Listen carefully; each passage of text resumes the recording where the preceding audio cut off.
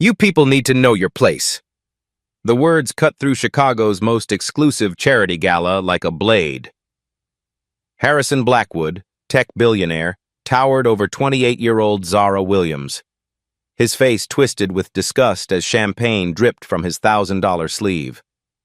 Zara's hands trembled.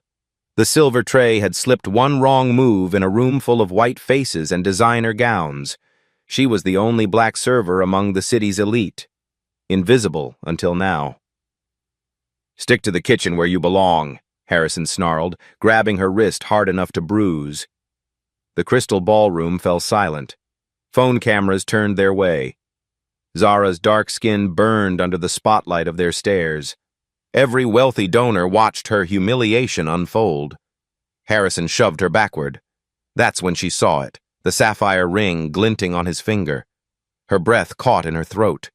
The exact ring from her mother's faded photograph, the one she'd treasured for 25 years. "My mother," she whispered, voice barely audible, "had that exact ring." Harrison froze. His face went white as snow. Have you ever discovered something that shattered everything you thought you knew about yourself? The door slammed behind Zara as she stumbled into her cramped studio apartment. Peeling paint hung from water-stained walls. A mattress on the floor served as her bed. Bills scattered across a milk crate that doubled as her dining table, all stamped red with overdue. Her hands still shook from Harrison's grip. The bruises on her wrist were already turning purple, matching the shame burning in her chest. But none of that mattered now. She reached under her mattress with trembling fingers. The manila envelope crinkled as she pulled it out, her most precious possession, wrapped in plastic to protect it from the leak above her bed. Inside lay a faded photograph, edges worn smooth from years of desperate handling. A beautiful black woman with amber eyes smiled back at her. The same eyes Zara saw in the mirror every morning. Around the woman's finger gleamed an ornate sapphire ring white gold with intricate Celtic engravings surrounding a deep blue stone.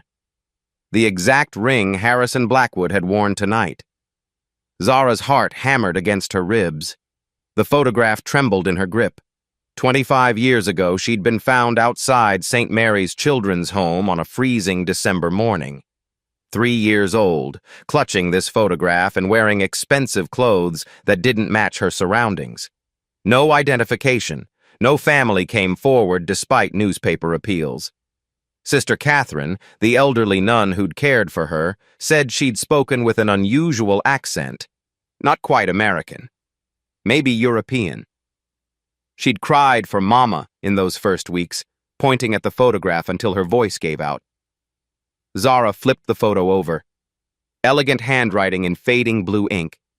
"My darling Zara, someday you'll understand. Love transcends all boundaries. Forever yours, Margaret." Margaret. The name she'd whispered to herself countless nights in foster homes, wondering who this woman was. Her mother? Why had she been abandoned? What terrible thing had forced this loving woman to give her up? Zara pressed the photograph to her chest. Her throat tightened with familiar pain, the ache of belonging nowhere, of being unwanted. Tonight's humiliation felt like every other day of her life. Invisible, disposable.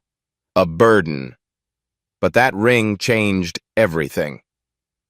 She grabbed her laptop, ignoring the spider web of cracks across the screen. Her fingers flew across the sticky keyboard. Harrison Blackwood, wife Margaret. The search results loaded painfully slowly on her spotty internet connection. The first image made her gasp. Margaret Blackwood, beloved wife of tech mogul Harrison Blackwood. Died in a tragic car accident 25 years ago while 7 months pregnant with their first child. The baby died with her. Pregnant. 7 months. Zara's hands covered her mouth. The timeline matched perfectly. December 1998. The photograph. The ring. The name. Even her age. But Margaret Blackwood was white in every photo online. Blonde hair, pale skin, blue eyes. Nothing like the woman in Zara's photograph. The official, Margaret, looked cold, distant. The woman in her photo radiated warmth and love. Her phone buzzed. A text from her supervisor. "You're fired." Effective immediately. "Don't come back. Mr. Blackwood made it clear you're no longer welcome." Zara stared at the message. Harrison's influence had already reached her. In one night, she'd lost her job and discovered a connection to the man who destroyed her dignity.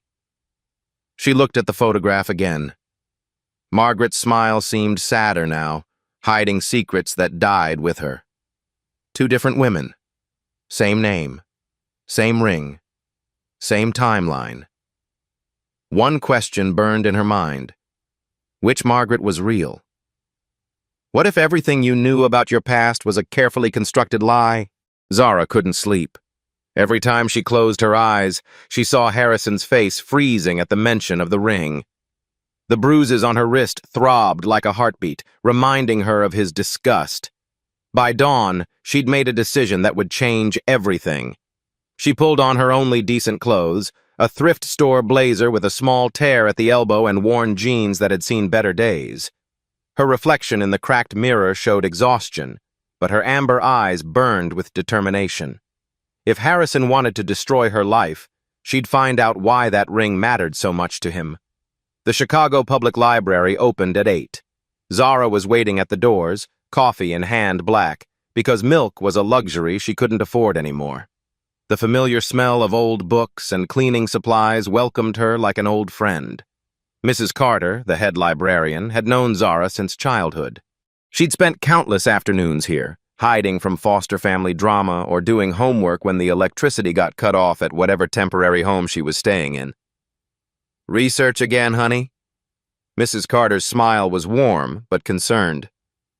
"You know you could have been a detective with that mind of yours. Always digging into things others miss."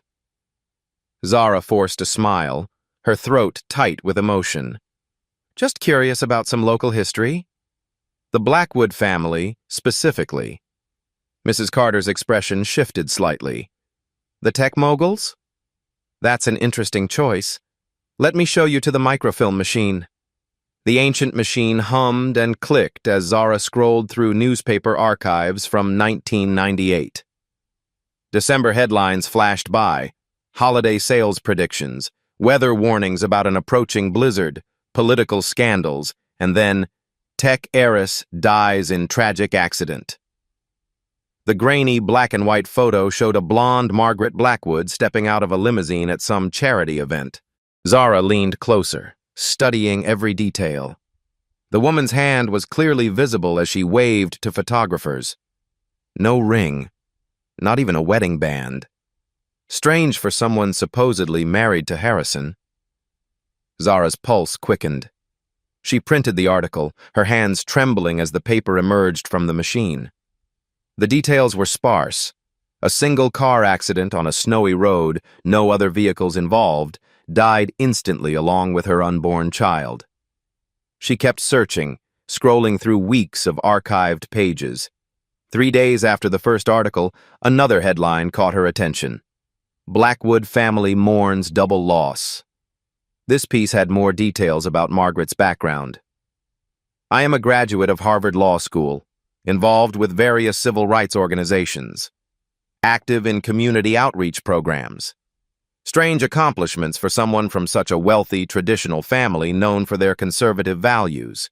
Zara's fingers cramped as she scrolled through months of archives, searching for any mention of Margaret before her marriage. The woman seemed to have appeared in Harrison's life without a past, like she'd materialized from thin air. Then she found it. A small announcement buried in the society pages dated 6 months before Margaret's death. "Margaret Blackwood establishes scholarship for underprivileged children." The accompanying photo made Zara's blood run cold. Margaret stood with a group of children in what looked like a community center. All Black and Hispanic kids from the South Side, their faces bright with hope. And there, clear as day on Margaret's finger, was the sapphire ring. Her hands shook as she printed the image. The same ring, the same warm smile from her childhood photograph. But this Margaret looked radically different from the cold, distant woman in the official death photos. Her skin appeared warmer, her features softer. Even her hair seemed different, curlier, more natural. Finding what you need? Mrs. Carter appeared beside her, glancing at the papers scattered around the machine. I think so. Zara's voice came out as a whisper.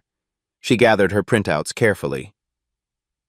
Mrs. Carter, do you remember anything unusual about 1998? Any stories about missing children or adoptions that didn't go through proper channels? The older woman's eyes narrowed thoughtfully.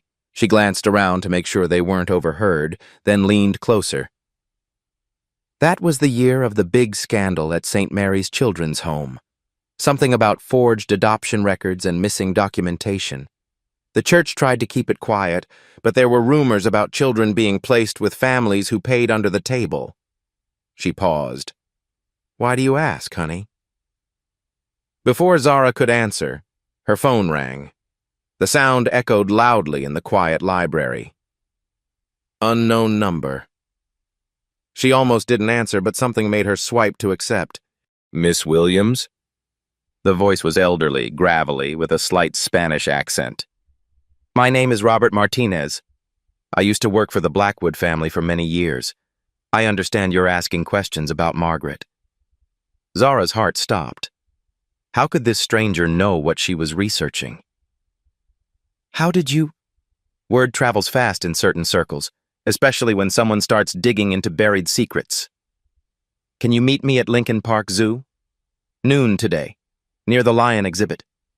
Come alone and bring those newspaper clippings you just printed. The line went dead. Zara stared at her phone, a chill running down her spine. Someone had been watching her. 2 hours later, Zara found herself standing near the lion exhibit, scanning faces in the thin crowd. The December air was bitter cold, and most families had stayed home. An elderly Hispanic man approached slowly, walking with a carved wooden cane. His weathered face was kind, but his eyes darted nervously around the area. You look just like her, he said without introduction, his voice barely above a whisper. Margaret. Not the one they showed on TV, but the real Margaret. You knew her? Zara's breath formed small clouds in the frigid air. Robert nodded, glancing around nervously before pulling out a worn photograph from inside his jacket. I was the Blackwood family gardener for 30 years. It started when Harrison was just a boy. Watched that family's secrets grow like weeds in their perfect garden. He handed her the photo. This is the Margaret I knew. What happens when you discover your entire life was built on someone else's lies? Zara gasped as she stared at Robert's photograph. The woman looking back at her was unmistakably the same person from her childhood picture, but everything had been carefully altered. In Robert's original version, the woman's skin was warmer, her features fuller, her hair naturally curly and dark. Someone had systematically lightened every aspect of her appearance. Margaret wasn't who the family claimed she was, Robert continued, his voice barely audible over the roaring lions behind the thick glass enclosure. Her real name was Maria Elena Santos. Half black, half Latina from East L.A. She changed everything about herself to marry into that family. The world tilted beneath Zara's feet. She gripped the bench to steady herself. That's impossible. People can't just change their entire identity like that. Robert's weathered laugh held no humor. Rich people make anything possible, mija. Maria was brilliant Harvard Law School summa cum laude, civil rights activist who'd argued cases before the Supreme Court, fluent in 4 languages. But she had to become Margaret Elizabeth Sinclair to survive in Harrison's world. How? Expensive doctors, chemical skin lightening, hair treatments, even surgical procedures to narrow her nose. She spent 2 years transforming herself, creating fake documents, fabricating a family history. Robert's hands shook as he spoke. I watched it happen, watched this vibrant, beautiful woman erase herself piece by piece. Zara felt sick. Why would anyone do that to themselves? Love makes people do desperate things.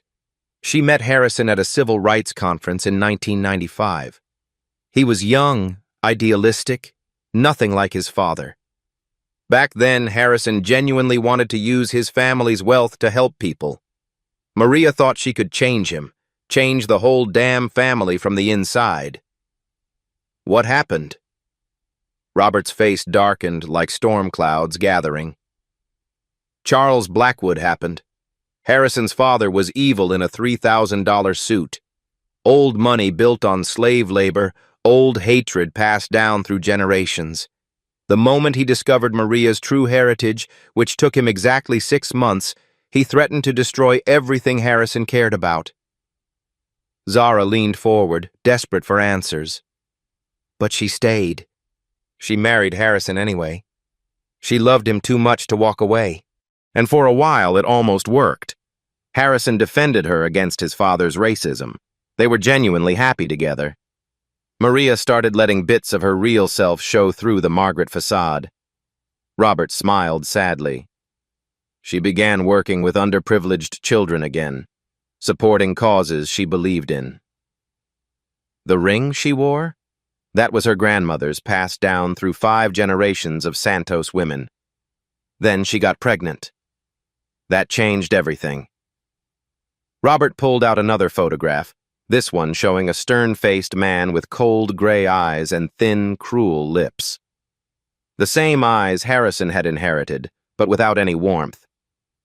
Charles gave Maria an ultimatum: disappear forever and never contact Harrison again, or watch him lose his inheritance, his company, his reputation, everything he'd worked to build. Zara studied the photograph of Charles Blackwood. Even in a simple family portrait, the man radiated menace. She refused, didn't she? More than that. She got pregnant and started showing her true colors again, helping kids who looked like you, funding legal aid clinics, speaking out about social justice. Charles realized she'd never disappear willingly, so he made a different plan. Robert glanced around nervously before continuing. The kind of plan that makes pregnant women disappear in convenient accidents. But Maria was smarter than he expected. She'd been investigating Charles's business dealings, discovering decades of tax evasion, bribery, even connections to organized crime. She had evidence against him? Boxes of it. Financial records, recorded phone calls, witness statements. She knew Charles was planning something terrible, so she prepared for the worst. Robert reached into his jacket, producing a small digital recorder that looked ancient but well-maintained. 3 days before her death, she came to me in the greenhouse where I was working, scared out of her mind but determined to protect you. He pressed play with trembling fingers. Maria's voice filled the space between them, shaky but determined, with a slight accent that had been completely erased from Margaret's public persona. My name is Maria Elena Santos, daughter of Rosa Santos and Miguel Santos of East Los Angeles. If you're hearing this recording, Charles Blackwood has probably killed me. I'm 7 months pregnant with Harrison's daughter.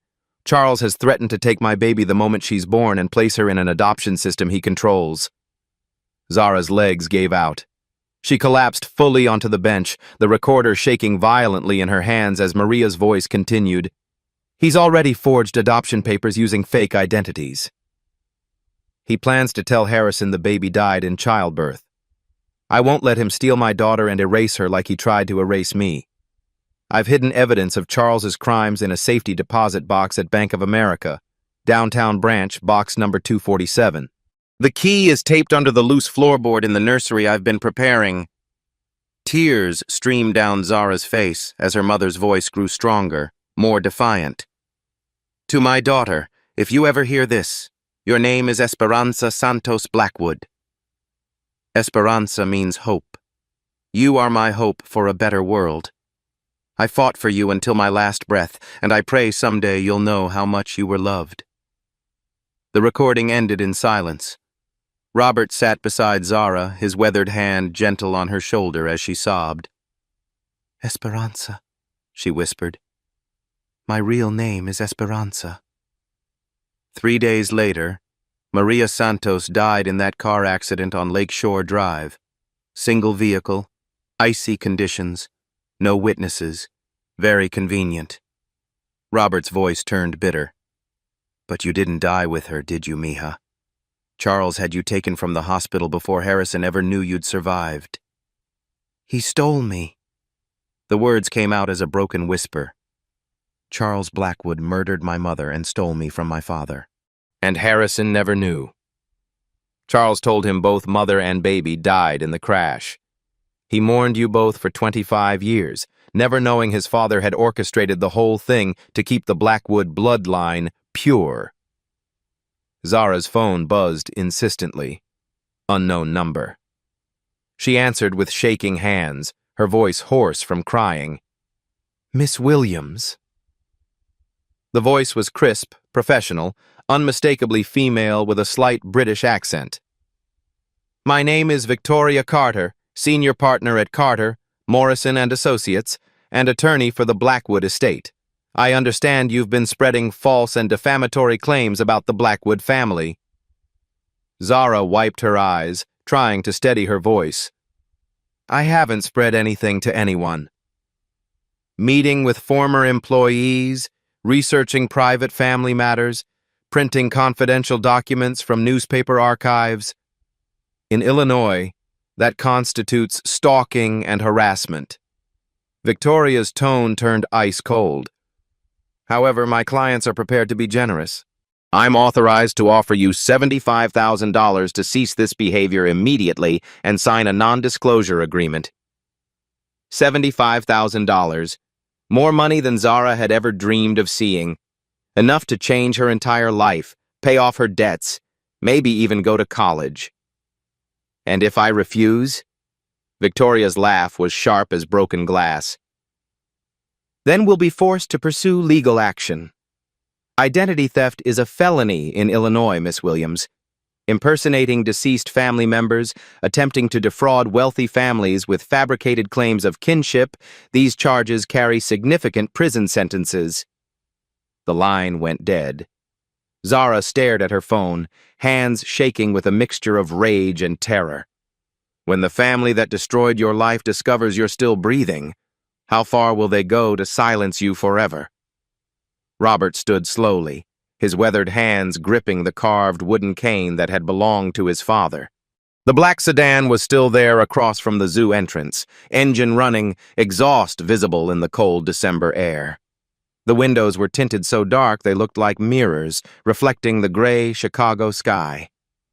"They know you're getting close to the truth," Robert said, glancing nervously at the vehicle. "Charles is dead, but his people are still protecting his secrets. The Blackwood family has tentacles reaching into every corner of this city. Police, judges, prosecutors, even the mayor's office." He pressed a business card into Zara's palm. The paper was old, yellowed at the edges, with a phone number written in fading blue ink. "That recording isn't the only evidence Maria left behind." She was methodical, careful. "But be very careful. Victoria Carter has been the family's attack dog for 15 years. She's destroyed judges who wouldn't cooperate, silenced witnesses permanently, even made prosecutors disappear when they got too close to Blackwood family secrets." "Why are you helping me?" Zara asked, studying the old man's lined face. "You could have stayed silent, kept yourself safe."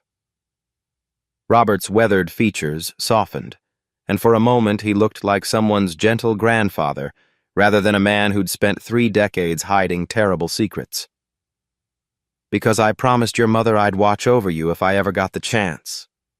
Because Charles Blackwood made my life hell for 30 years, threatened my family, had me followed, made sure I could never find decent work anywhere else. And because some secrets are too evil to stay buried forever." As he walked away, his cane tapping rhythmically against the concrete, Zara noticed the sedan's passenger door opening with deliberate slowness. A man in a dark suit stepped out, his movements precise and predatory. He was speaking into a small phone, his mouth barely moving. Even from 50 yards away, she could see his cold, calculating eyes, scanning the sparse crowd like a predator selecting prey.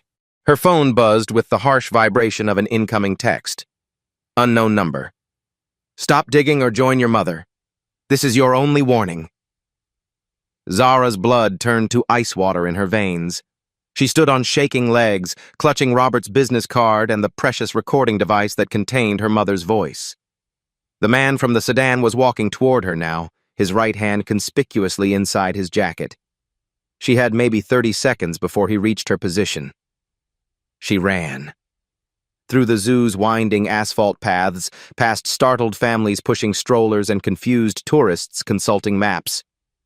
Her worn sneakers, with holes in both soles, slapped against wet pavement as she dodged between baby carriages and overpriced food carts. Behind her, she could hear heavy footsteps splashing through puddles and the angry crackle of radio communications. "Stop!" "Security!" someone shouted, but she couldn't tell if it was zoo personnel or the man chasing her. The exit seemed impossibly far away. Her lungs burned with each ragged breath as she sprinted past the penguin exhibit, the monkey house with its cacophony of screeching primates, the reptile sanctuary where families pressed against glass cases. A uniformed security guard shouted something and reached for his radio, but she couldn't stop. Not now. Not when she was so close to answers that had eluded her for 25 years. She burst through the zoo's main entrance onto North Cannon Drive, nearly colliding with a hot dog vendor who cursed in Spanish as she disrupted his afternoon sales. Traffic roared past in both directions, cars, buses, delivery trucks creating a wall of noise and exhaust. She flagged down a yellow taxi with desperate windmilling arm waves. "Please," she gasped to the driver, a middle-aged Sikh man with a neat turban and kind, intelligent eyes behind wire-rimmed glasses. "I need to get to the downtown Bank of America building." "It's a life-or-death emergency." He studied her face in the rearview mirror, wild-eyed, breathless, clearly terrified, with tears still wet on her cheeks. "Someone chasing you, Beta?" "Yes, very dangerous people." "Get in. Hurry." As the taxi pulled into the heavy flow of Michigan Avenue traffic, Zara saw the man in the dark suit emerge from the zoo entrance, speaking angrily into his phone. He spotted their yellow cab and began running toward the street, his polished shoes slipping on the wet pavement, but they were already merging into the protective anonymity of downtown traffic. "Are you in some kind of trouble, miss?" the driver asked, his accent thick but his concern genuine as he navigated between buses and delivery trucks. "You look like my daughter when she's scared." Zara looked at the business card Robert had given her. It was for a private investigator named James Morrison, the same Morrison from Victoria Carter's law firm, Carter, Morrison, and Associates.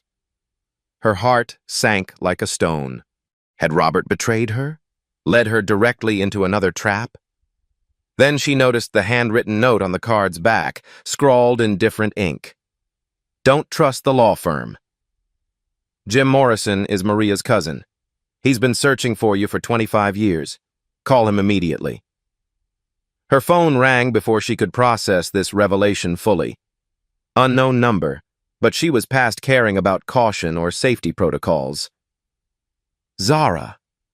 The voice was male, urgent, with a slight Spanish accent that reminded her of her mother's recording.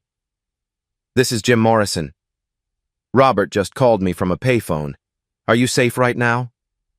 "I don't know. Someone was following me at the zoo.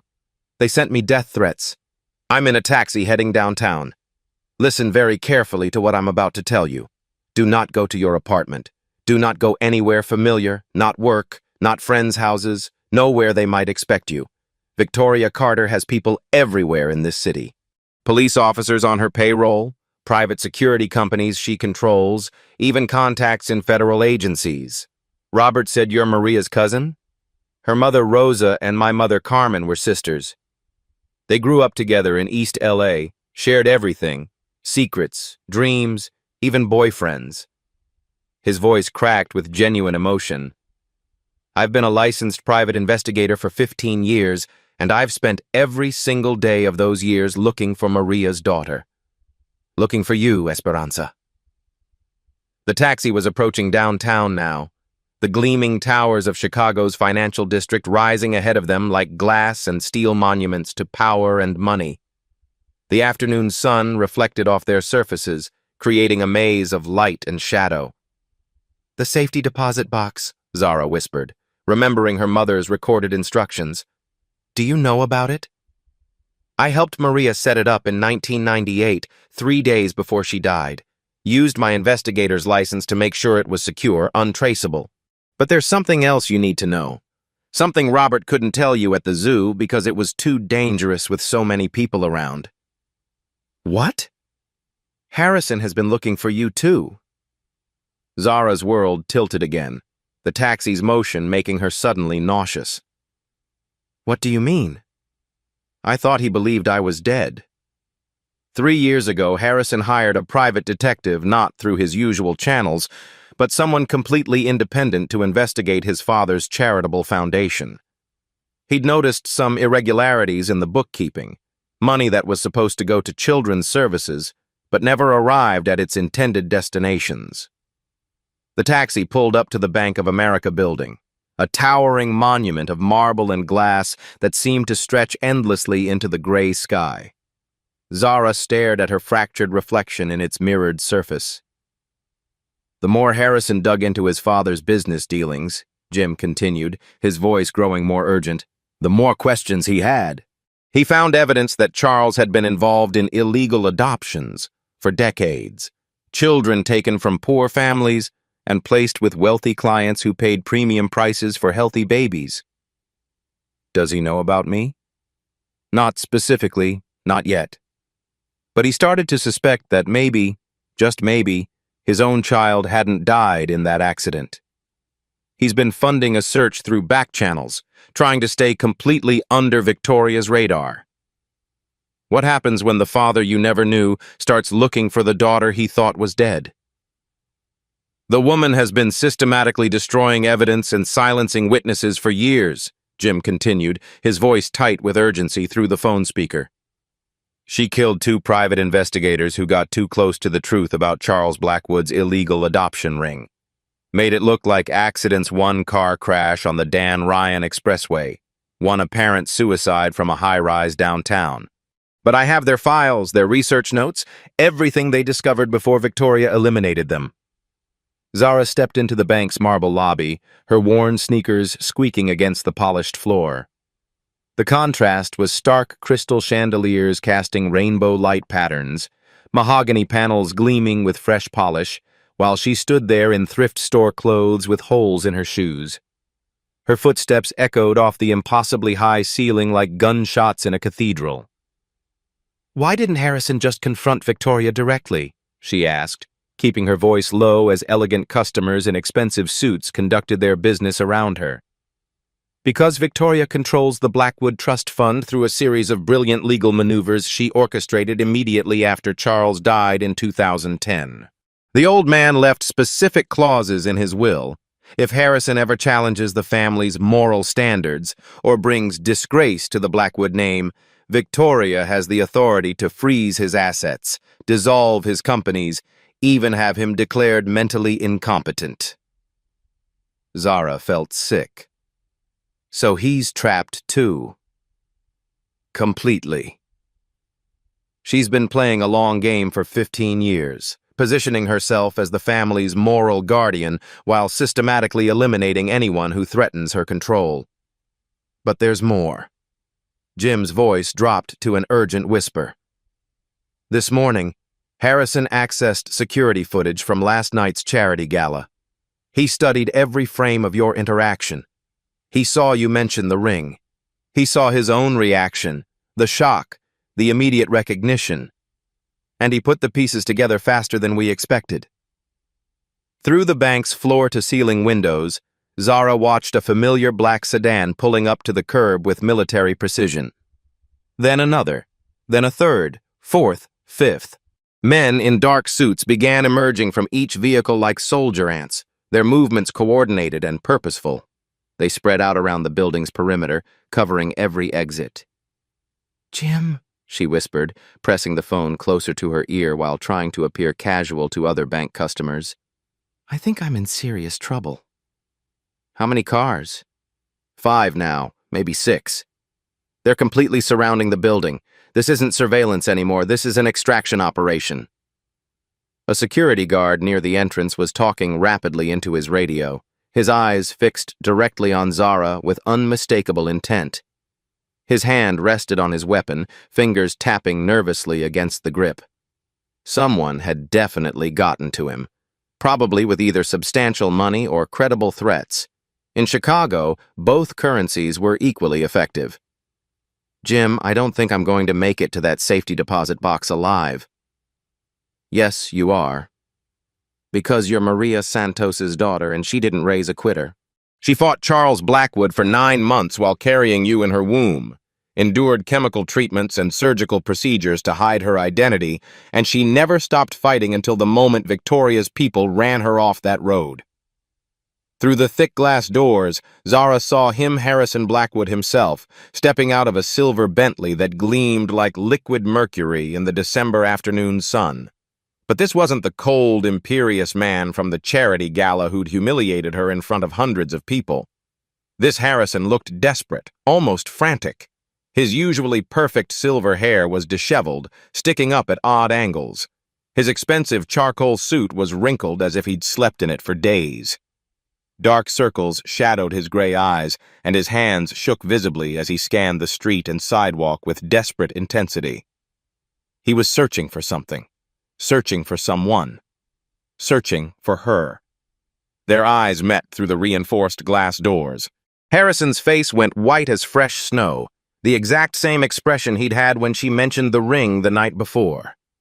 Recognition crashed over his features like a physical blow shock, disbelief, 25 years of grief suddenly colliding with impossible hope.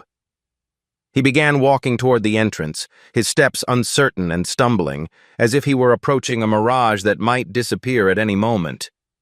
His mouth moved soundlessly, forming words she couldn't hear but somehow understood. "My daughter.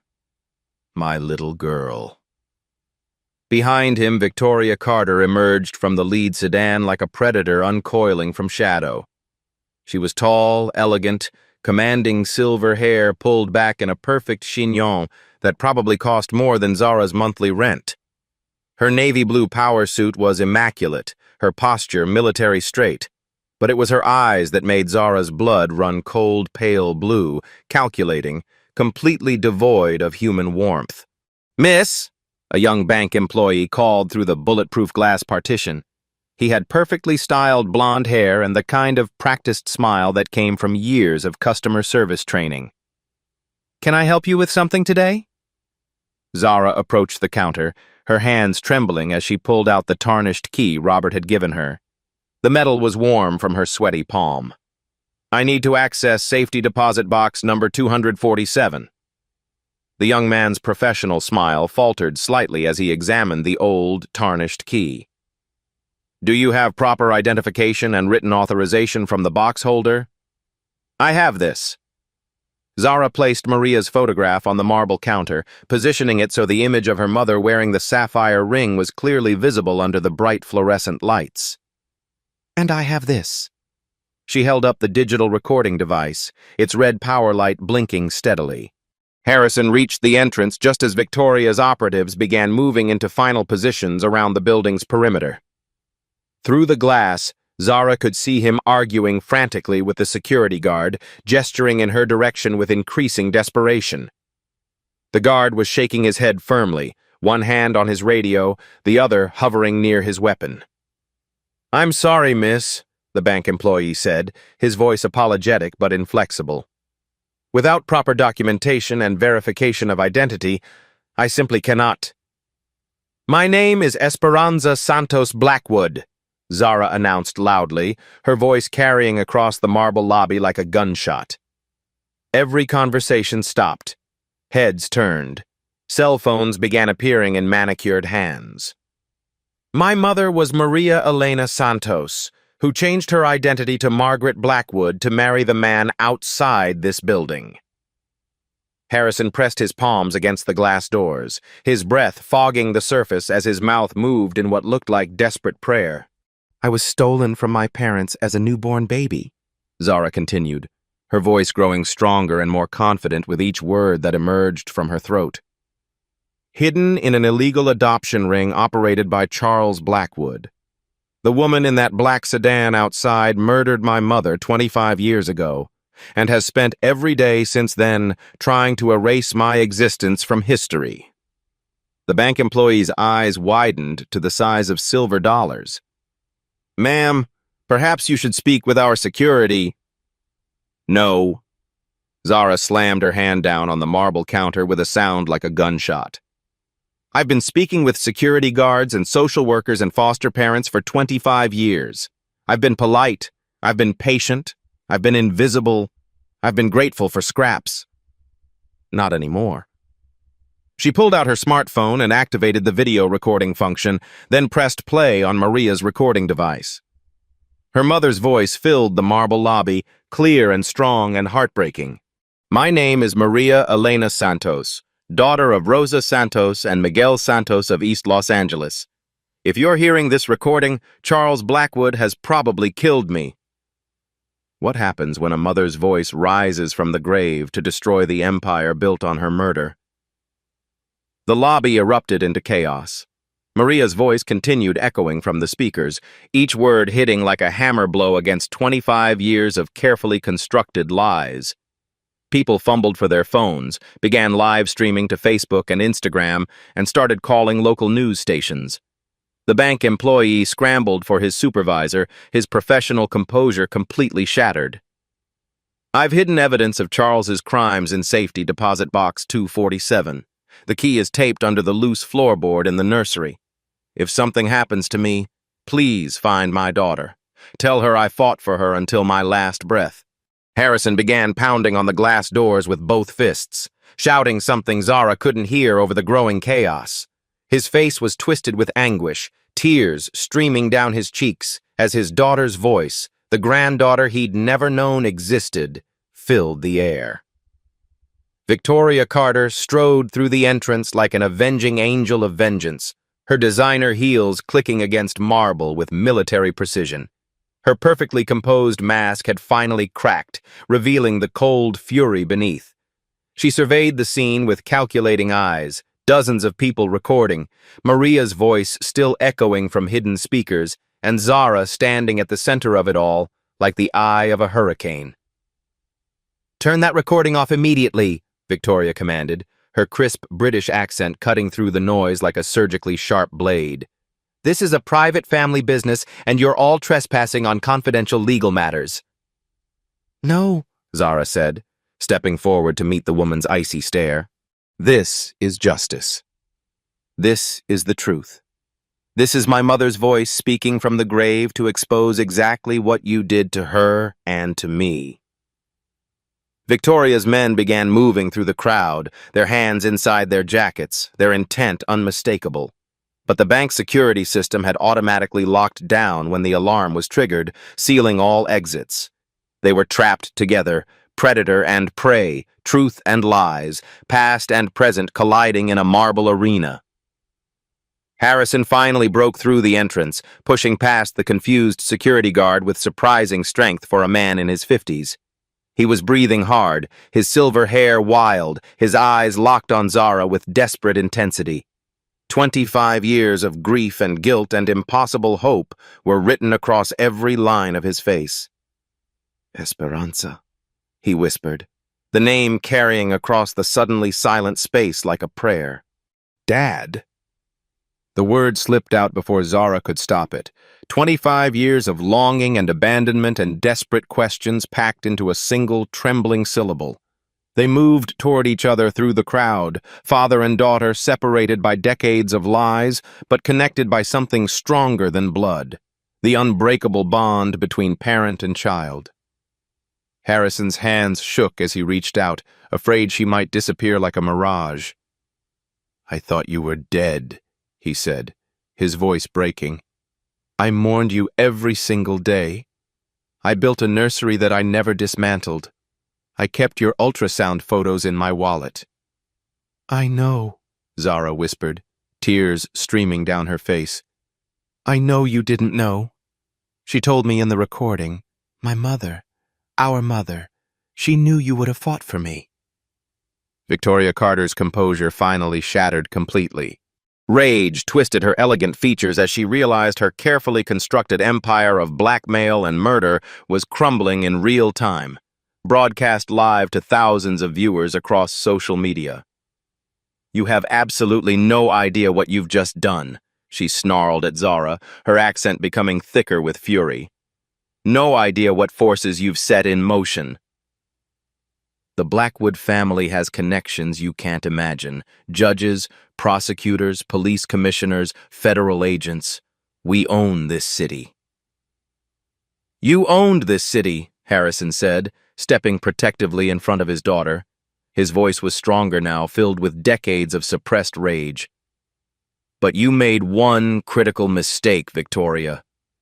You murdered my wife, you stole my child, and you made me believe they were both dead for 25 years. Victoria laughed, the sound sharp and bitter as broken glass. "Your wife was a fraud, Harrison, a street mongrel from East LA who manipulated you with fake documents and chemical skin treatments. I saved you from the biggest mistake of your life." "No," Harrison said quietly. "You are the biggest mistake of my life, and I'm going to spend every remaining day fixing what you broke." The bank manager appeared, flanked by federal agents who had been monitoring the live streams. The Chicago FBI field office had received dozens of calls about a public confession to murder being broadcast from the Bank of America building. Within minutes, Victoria Carter found herself surrounded by people she couldn't buy, threaten, or eliminate. "Victoria Carter," the lead agent announced, producing handcuffs. "You're under arrest for conspiracy to commit murder, obstruction of justice, and operating an illegal adoption ring. You have the right to remain silent." Victoria's eyes burned with pure hatred as the handcuffs clicked around her wrists. "This won't stick. I have lawyers, connections, leverage on half the judges in this state." "Actually," Harrison said, pulling out his phone, "you don't. While you were busy threatening my daughter, I was busy liquidating every asset of the Blackwood Trust that you controlled. As of 10 minutes ago, your retainer accounts are frozen, your legal team is fired, and your connections are worthless." The federal agents led Victoria away. Her perfect composure finally cracked beyond repair.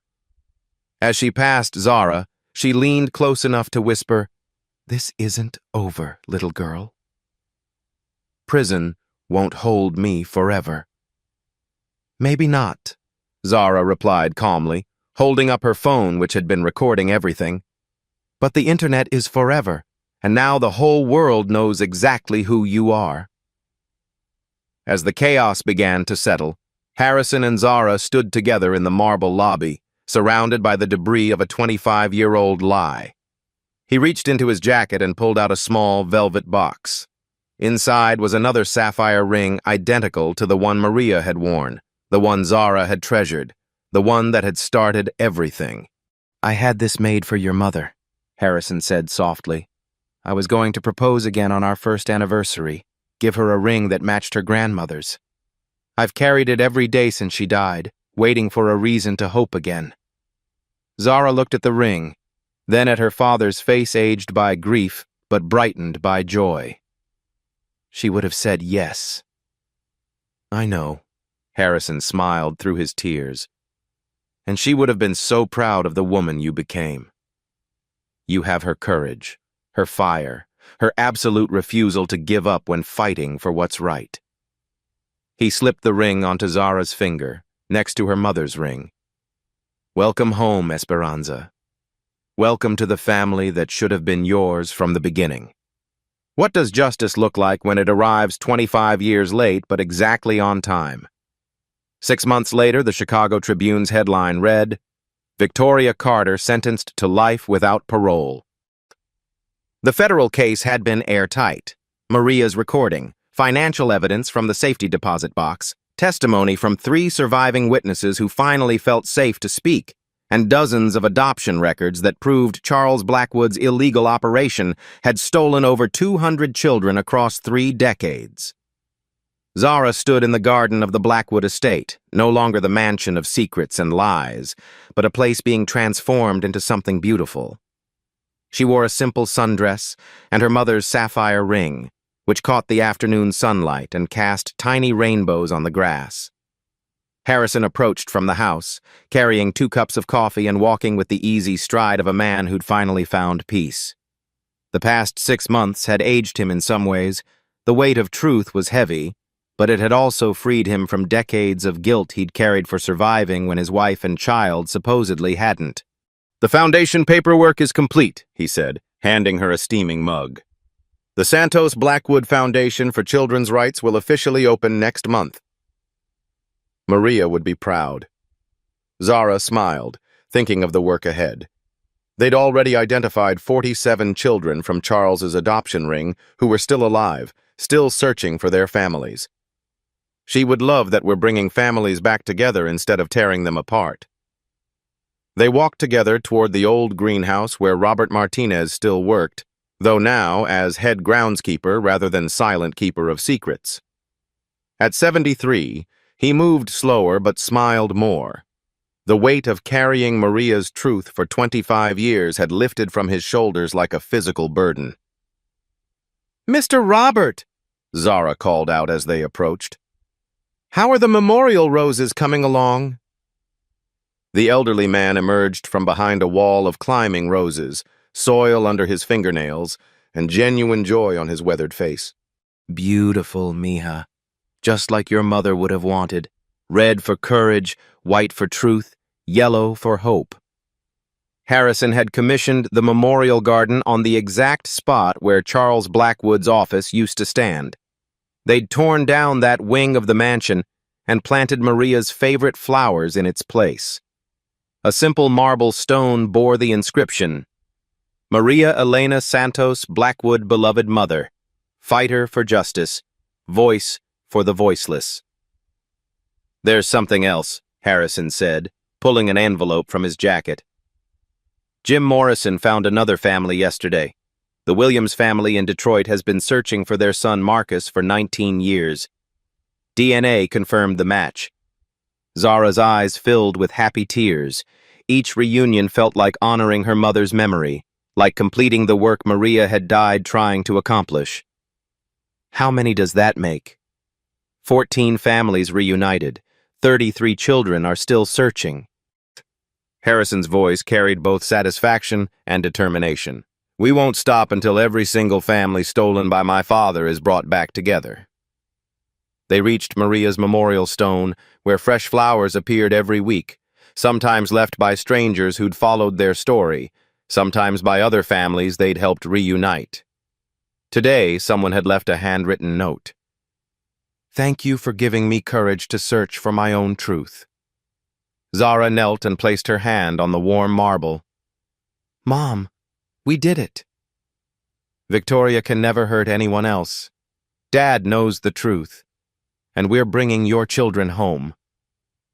Harrison knelt beside his daughter, his own hand joining hers on the stone. "Maria, I'm sorry it took me 25 years to find our daughter, but I promise you, we'll spend the rest of our lives making sure no other family suffers what we did." A gentle breeze stirred the memorial roses, carrying their sweet fragrance across the garden. For a moment, both father and daughter felt something that might have been Maria's presence, her approval, her love transcending death itself. "She's proud of us," Zara whispered. "She's proud of you," Harrison corrected. "You had the courage she always had, to fight for truth no matter the cost." As they stood to leave, Zara's phone buzzed with a notification. Another family had seen their foundation's website. Another parent refusing to give up hope. Another child ready to come home. "Ready to change another life?" Harrison asked, smiling. "Always," Zara replied, her mother's ring catching the sunlight one more time. Love doesn't end with death. It transforms into legacy. Truth doesn't disappear when buried. It grows stronger in darkness until it breaks through soil into sunlight. And family isn't just blood. It's the courage to choose love over hatred, inclusion over exclusion, hope over despair. Sometimes justice comes slowly. Sometimes healing takes decades. But it always comes to those brave enough to speak truth in the face of power, to love in the face of hatred, to hope in the face of impossible odds. If this story touched your heart, please share it with someone who needs to remember that they belong, that they matter, that their voice has power. Like and subscribe to hear more real-life stories of courage, love, and families finding their way home. Remember, your story matters too. Because sometimes the greatest justice comes not from revenge, but from choosing love over hatred and building the world our mothers dreamed we'd inherit.